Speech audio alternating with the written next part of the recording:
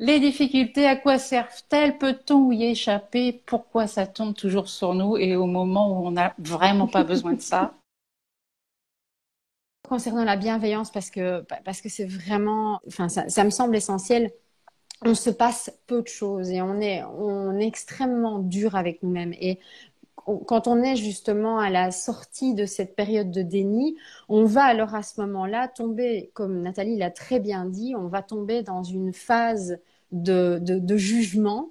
Et c'est justement à ce moment-là qu'on retombe dans un deuxième piège. Donc c'est vraiment intéressant à ce moment-là de pouvoir s'accueillir tel qu'on est et vraiment en faisant preuve de bienveillance. Comme vous pourriez accueillir, je vais dire, votre meilleur ami ou votre meilleure amie à partir du moment où il arrive chez vous Mm. en vous disant ah là, là j'ai fait une boulette, vous n'allez pas lui dire bah vraiment c'est n'importe quoi, hein, je te félicite pas. En général, c'est pas tout à fait le message que vous allez lui envoyer. Vous allez plutôt partager quelque chose d'extrêmement positif avec cette personne et vous allez justement faire preuve de beaucoup de bienveillance avec cette personne et lui dire mais oui, ok, enfin voilà, maintenant, bah, tu l'as pas vu ou tu t'es pas rendu compte sur le moment, mais c'est ok, c'est pas très grave, quoi. Donc, est-ce qu'on peut juste se poser et voir pour la suite?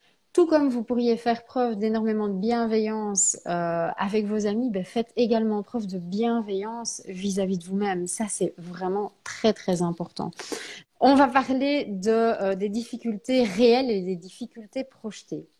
Alors, on a eu différents exemples ici de difficultés, hein, mais il y a effectivement tout ce qu'on est réellement en train de vivre dans l'instant, la difficulté qu'on est réellement en train Mm. de vivre dans l'instant. Et quand vous faites le point sur les difficultés que vous êtes réellement en train de vivre pour l'instant, on va mettre, évidemment, vous vous en doutez, le deuil de côté parce que ça, voilà, c'est une difficulté que vous êtes en train de vivre pour l'instant.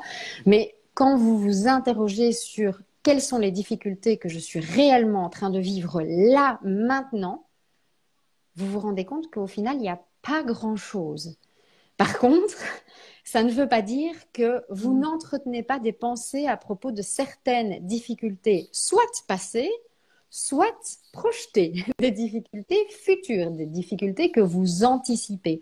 Et ça, le mental adore. Il est souvent soit dans le futur, soit dans le passé. Et alors, il se passe le schéma Steven Spielberg, où là, c'est le mental qui se met en route et qui vous emmène dans un sens ou dans l'autre. Donc, quand vous vous posez la question, quelles sont mes difficultés en ce moment, interrogez-vous sur l'idée, est-ce que ce sont des difficultés réelles ou est-ce que ce sont des difficultés projetées ou est-ce que ce sont des difficultés ressassées? Est-ce que ce sont des problèmes qui sont réglés et que je suis en train de Mm. faire retourner encore et encore? Parce qu'à ce moment-là, voilà, vous dégagez un certain niveau d'énergie, on va le dire comme ça. Et bien sûr, voilà, ça peut avoir des conséquences. Donc, et puis, dans la manière aussi dont vous parlez de vos difficultés aux personnes, oui, mais tu ne te rends pas compte, et il y a ça, il y a ça, il y a ça, il y a ça qui va arriver, oui, mais là, dans l'instant, concrètement, là, aujourd'hui, quelle est la difficulté? Oui, mais je peux pas, parce que tout ça, c'est des conversations qu'on a, hein, oui, mais je peux pas faire comme si ça n'arriverait pas. Non, mais dans les 1000 scénarios qui peuvent se passer, toi, tu choisis de focaliser ton attention sur un scénario qui est un scénario qui t'angoisse. Mais il y a certainement d'autres scénarios qui peuvent se présenter à toi. Je vais chercher Mm. pendant que je vais te repasser la main, mais je sais qu'il y a une situation qui est extrêmement bien faite et qui parle de ça, et justement Oui. de toutes les difficultés qu'on peut rencontrer dans la réalité ou les difficultés qui restent dans notre tête. Oui, parce que dans les difficultés réelles, moi j'ai un mal de dos. Il m'a signalé la semaine dernière mon corps qu'il allait se passer quelque chose. Là, on peut dire que c'est une difficulté réelle. J'ai été dans le déni parce que j'ai refusé de voir ce qui se Mm. passait. Mais il y a aussi ces problèmes que l'on anticipe et dont tu vas nous trouver des exemples. Je repense surtout à des contextes dans le monde du travail où il y a des personnes qui vont pas aller demander l'information ou quelque chose à un autre collègue parce qu'elles se disent que la dernière fois, elles se sont fait rembarrer, que ça s'est pas bien passé, donc elles n'osent plus aller chercher l'information et du coup, elles rentrent dans un processus extrêmement complexe pour essayer de trouver la résolution de leurs problèmes en faisant autrement, alors qu'il y avait simplement à demander à la personne si oui ou non ce qu'elle demandait, ça pouvait fonctionner. On peut partir très très vite dans ces difficultés projetées, virtuelles qu'on anticipe. Ce sont ce qu'on appelle les inquiétudes. Je m'inquiète pour mon enfant qui va passer ses examens à la fin de l'année. Les examens ne sont pas encore arrivés, l'enfant n'a pas encore fini sa scolarité, que déjà les parents sont inquiets à l'idée de voir leurs enfants passer un examen alors qu'il a encore quand même suffisamment de jours et de nuits pour travailler. Donc ça, ce sont des difficultés projetées où on anticipe quelque chose qui n'est pas encore concrètement arrivé. Je rebondis sur la remarque de Sébastien qui me fait sourire et qui nous dit si on traitait nos amis comme on se traite soi-même, on n'en aurait plus depuis longtemps.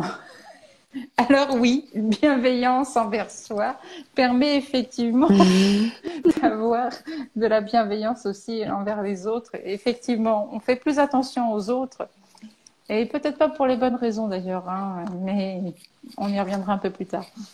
Souvent, on confond dans le développement personnel d'être positif. On pense que les gens qui sont positifs sont dans le déni.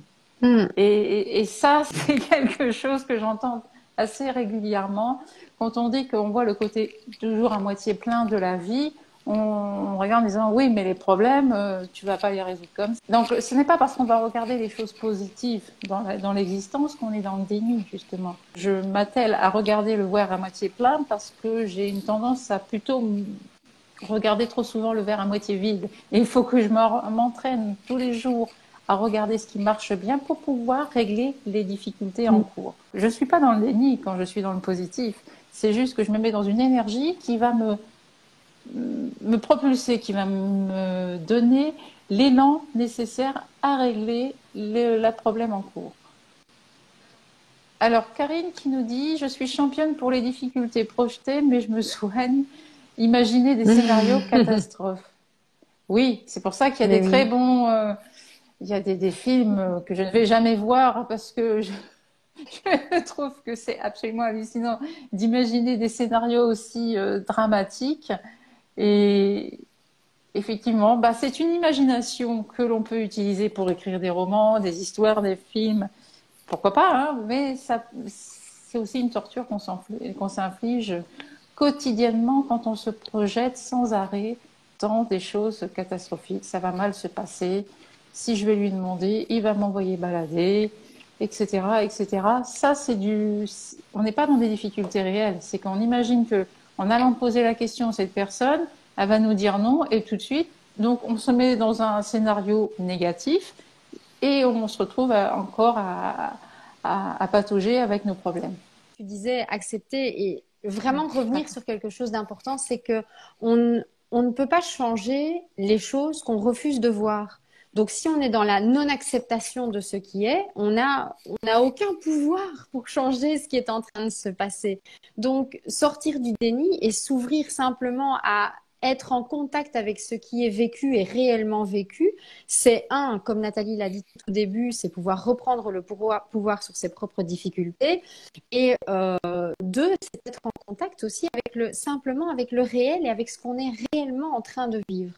Et j'avais envie de vous partager quelque chose que j'ai vécu justement à travers Expression de sagesse parce que j'ai trouvé ça vraiment intéressant. Et là, on n'était pas dans des difficultés vécues, on était dans des difficultés ressassées. Et donc, j'accompagne soit des personnes au sein des maisons de repos, des EHPAD, pour les Français, les Françaises. La première étape, ce sont des ateliers d'écriture où là, effectivement, il y a énormément de peur, il y a énormément de difficultés qui peuvent apparaître, des blocages, des croyances qu'on a à propos de sa capacité à pouvoir écrire. Et puis, dans une deuxième étape, donc je propose aux personnes d'écrire, de créer leur propre histoire. Et dans la dernière étape, l'avant-dernière étape, je leur propose de travailler en collaboration avec de jeunes illustrateurs et de jeunes illustratrices. Et ce sont chaque fois des binômes intergénérationnels. Et la semaine dernière, j'étais avec justement un binôme et l'aîné, donc l'auteur, travaillait en collaboration avec son binôme. Et en fait, elle ressassait le fait d'avoir mal vécu un exercice qui s'était fait en dehors des ateliers d'écriture. Et donc, alors que son binôme était là, que son illustratrice était là et qu'elles étaient en train de travailler sur le livre, elle ressassait un exercice qui s'était mal passé. Et donc, elle nous en parlait encore et encore et encore. Et au bout d'un moment, enfin voilà, elle a réussi à lâcher prise. Mais c'est quelque chose qu'on fait tous. Et quand on fait ça, quand on est dans ce schéma de pensée-là, on passe clairement à côté de notre expérience de vie. Et ça, c'est vraiment dommage. Donc, pouvoir se dire que on peut changer les choses qu'on accepte de voir. Donc, sortir du déni, dire que vous reprenez le pouvoir, vous reprenez les rênes et vous avez la possibilité de pouvoir aller vraiment de l'avant. Un dernier exemple par rapport au déni, je pense aux hommes d'affaires qui travaillent comme des fous, qui travaillent 12 à 15 heures par jour, 18 heures par jour, et qui, au bout de quelques mois ou quelques années, eh bien, se retrouvent en difficulté dans leur couple. Il y a aussi, c'est au moment où les difficultés arrivent que l'autre décide de quitter ou le menace d'une séparation, que là, il y a quelque chose qui se passe. Ces hommes ou ces femmes d'affaires qui bossent énormément n'ont pas vu le problème arriver. Simplement, ces personnes aussi dans une forme de déni. Il y avait quelque chose au niveau du couple qui n'allait pas. Et plutôt que de prendre le problème à bras-le-corps, elles se sont peut-être réfugiées dans le travail ou ont décidé que le fait de gagner beaucoup d'argent allait résoudre le problème. En tout cas, vu de leur fenêtre, c'est comme ça qu'elles voyaient les solutions. Mais ce n'est pas accepter la problématique que de partir à fond dans quelque chose. Il faut un clash, quelque chose de fort pour que ces personnes prennent enfin le temps de se poser et de se dire mais en fait le problème c'est peut-être moi. C'est peut-être moi aussi, j'y contribue largement. Et c'est en ça que le piège du déni est difficile, c'est parce qu'on a souvent l'impression qu'on a la solution, c'est comme ça qu'on va faire et tout va se résoudre. On peut se rendre compte au bout de quelques temps que ça ne marche pas et là de se dire bon peut-être que c'est pas la bonne solution et qu'il faut vraiment se poser. Et comme me disait tout à l'heure une personne, je crois que c'est Karine, qui a tendance à mettre, à se voiler la face, soit en mettant des scénarios catastrophes ou en ne regardant pas ce qui est, c'est Ho'oponopono toujours. Moi, j'invite vraiment. De temps en temps, je le fais, même si je sens que j'ai l'impression que le problème vient pas de moi. Ça, c'est très drôle dans les couples. Non, ça vient pas de moi. Le problème ne vient pas de moi quand je vois des difficultés avec mon partenaire. Et dès que je fais Ho'oponopono, je m'aperçois que, ah oui, mais si, j'ai largement contribué à cette situation. Et là, beaucoup d'humilité, on se dit, mais oui, effectivement. Mais il y a ce refus de voir qu'on a notre responsabilité et puis nos actions ont des conséquences. C'est ça aussi qu'on oublie, c'est que chaque chose que l'on dit, que l'on fait, va avoir une répercussion, même si on pense que c'est pas grave, que c'est rien, que c'est oublié. Non, si, il se passe quelque chose. Le déni aussi, ça peut avoir cette forme-là. Donc d'entrer dans l'acceptation permet de transformer les choses, permet de reprendre la main, de retrouver son pouvoir et de ne plus le laisser, ce pouvoir, dans les mains de son partenaire, de son patron. Souvent, on se retrouve à faire la vie qu'on n'a pas souhaitée, mais la vie que d'autres ont souhaitée pour nous, parce que justement, on a refusé de prendre les choses en face, de prendre sa responsabilité et d'agir à ce moment-là. Donc le déni, une fois qu'on a compris qui il était, comment il pouvait agir, simplement de nettoyer avec Ho'oponopono, ça peut déjà être une base de départ. N'hésitez pas à prendre un stylo, une feuille et d'écrire « Je me sens comment ?» Voilà, par rapport à cette difficulté, par rapport à ce que je viens de vivre, vos émotions, ce que vous ressentez, la situation, quelle qu'elle soit, ça peut être un licenciement, un accident, un décès, une séparation. Vous ne pouvez pas agir dessus. Par contre, vous pouvez regarder ce qui se passe au niveau émotionnel, votre état, votre météo intérieure. Et c'est là-dessus que vous allez pouvoir faire ensuite le nettoyage avec Ho'oponopono, bien sûr, ou d'autres techniques. Si vous en avez, n'hésitez pas à les utiliser. Est-ce que tu as autre chose à ajouter par rapport à ce que je viens de dire ? Mais non, je pense que c'était vraiment important, effectivement, de rappeler cet outil et de revenir à soi et de se poser la question de ce que vous sentez, vous, par rapport à ces difficultés, parce qu'effectivement, c'est le terrain sur lequel vous pouvez vraiment travailler, contrairement à tout le reste. Là, il y a pas de, voilà, il n'y a pas de pouvoir d'action, en tout cas aussi direct que sur vos émotions, sur vos ressentis. Et moi, j'avais quand même envie d'ouvrir un petit peu la porte, de vous poser la question simplement et vous n'avez pas spécialement besoin de nous répondre. Si vous avez envie, ben voilà, on lira évidemment vos réponses, mais de vous poser la question, quelles sont mes difficultés réelles aujourd'hui? Et simplement peut-être nous répondre en tout cas dans le chat et nous dire si, ou en commentaire, et nous dire si réellement vous avez des difficultés aujourd'hui, quand vous prenez un temps d'arrêt, si ces difficultés sont bien réelles. Donc, si vous vivez réellement ces difficultés. L'exemple de Nathalie tout à l'heure était vraiment excellent. Le mal de dos, ça, c'est une difficulté réelle qu'elle vit là maintenant. Ça n'est pas quelque chose qu'elle projette. Elle le sent dans son corps. Donc... Mais je pourrais projeter les difficultés en me disant je vais rester comme ça pendant des semaines et des mois et je ne vais pas m'en sortir, tatati, tatata. Oui. Non, ça c'est, je suis vraiment dans le concret et dans le réel. Là, il y a une personne justement qui nous dit, qui nous fait un commentaire, c'est Sybille, qui concernant les problèmes réels et projetés. Nathalie connaît mon projet du moment et parfois, oui, parce que je coach aussi des entrepreneuses ou des personnes. Donc, et parfois, je dois me discipliner et me dire que je mets tout en œuvre pour surmonter les difficultés réelles, ce qui est bien, et arrêter de me focaliser sur les deadlines administratifs qui approchent. Oui, parce que c'est vrai que quand il y a les deadlines, parce qu'on sait qu'à telle date, il va y avoir un événement, c'est impératif, c'est comme ça que ça se passe, c'est administratif, on n'y peut rien. Voilà, c'est un fait. Est-ce que pour autant, qu'est-ce qu'on peut faire d'ici la deadline? Lorsque Sybille nous dit, parfois je dois me discipliner, et c'est vrai en fait, parfois la seule réponse à une difficulté, c'est le passage à l'action. Même si ça nous plaît pas, même si, enfin voilà, parfois c'est le passage à l'action et c'est uniquement le passage à l'action qui va soulager et qui va permettre d'apaiser l'état émotionnel qui est lié à cette difficulté ou à cette deadline qui se présente.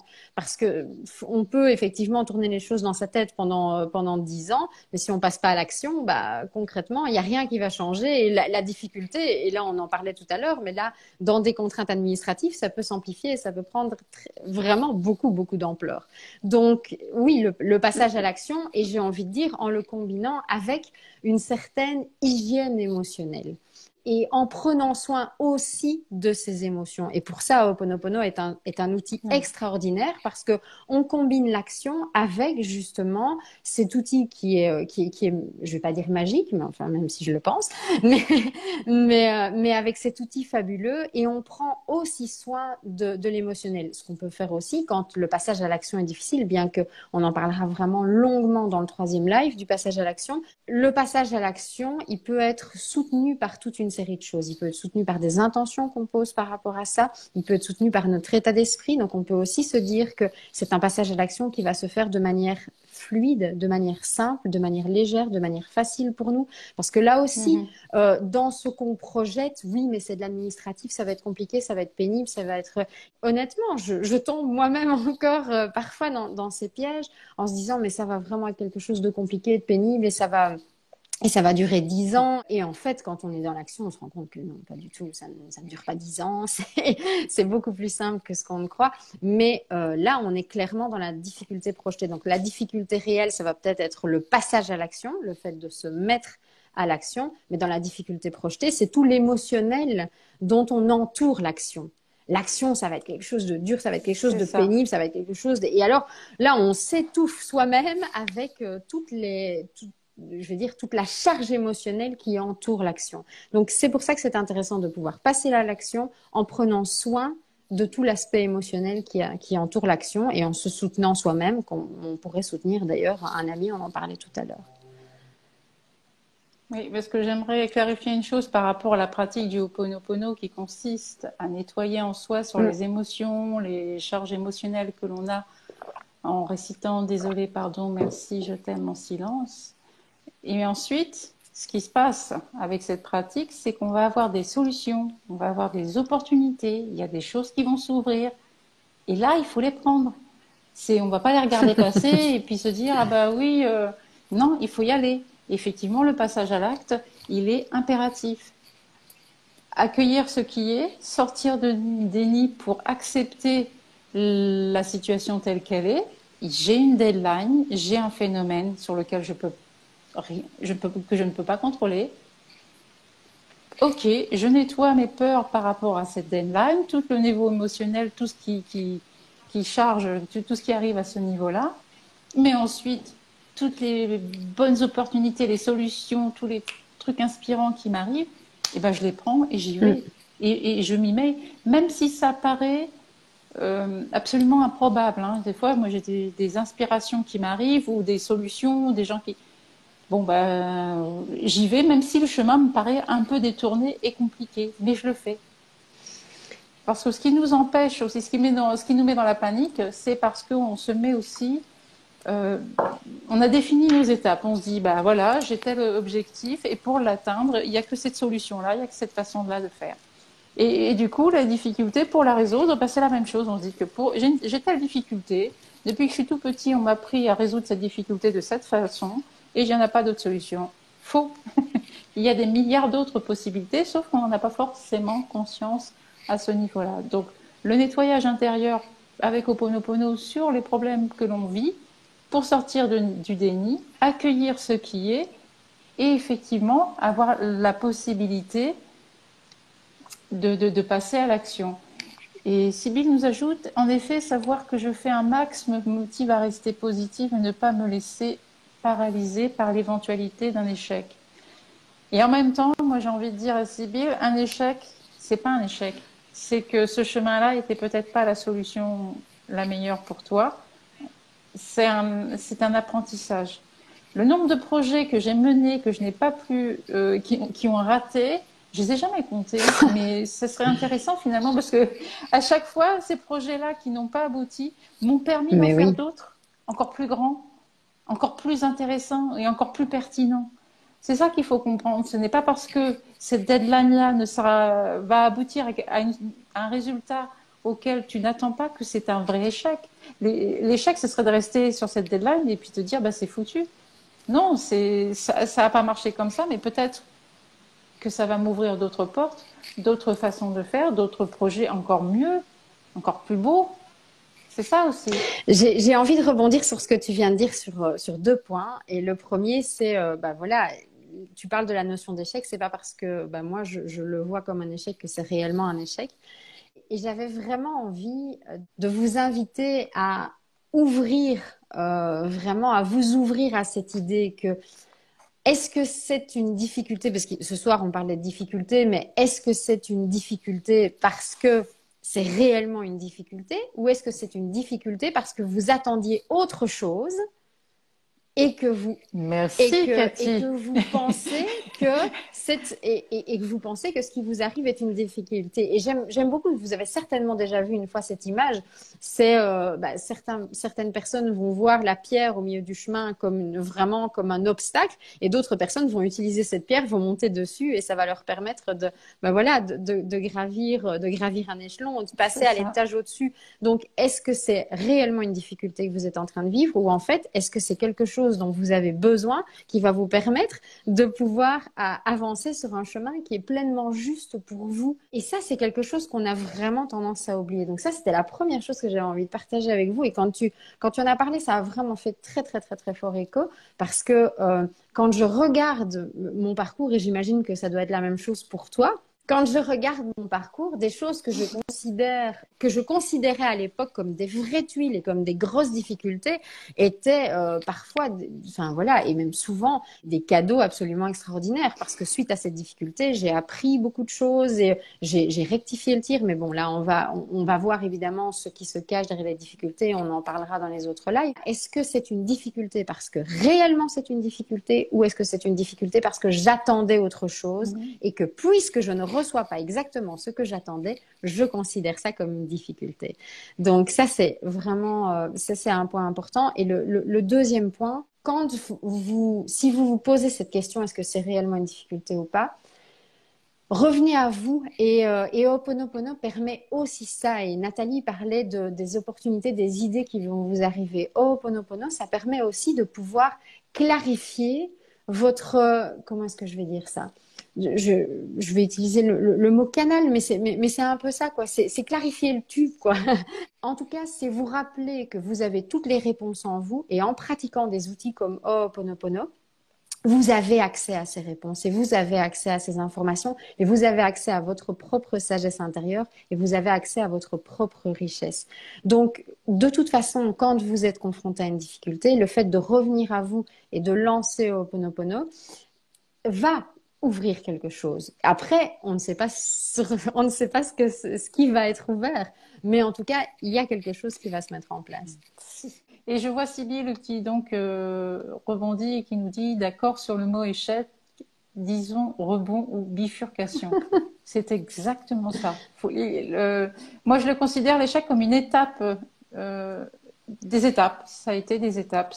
J'ai pas la sensation d'avoir eu des échecs véritablement. Simplement des étapes à passer qui m'ont permis de faire des choses encore plus importantes et plus intéressantes. Et il y a Christelle qui nous parle, qui nous dit c'est le pouvoir de la loi d'attraction et Ho'oponopono nous aide. Oui, bien sûr, on peut considérer aussi que de changer son état vibratoire, de se mettre dans l'énergie du Ho'oponopono, dans la gratitude alors que l'on vit une difficulté, en tout cas quelque chose qui nous semble être une difficulté, eh bien, permet de réajuster tout ça au niveau de cet équilibre énergétique et d'attirer autre chose ou d'être attiré par autre chose aussi. Pour moi, la loi d'attraction, elle va dans les deux sens. Oui, sens. c'est très juste. Et l'échec j'adore. Et l'échec est une destination imprévue.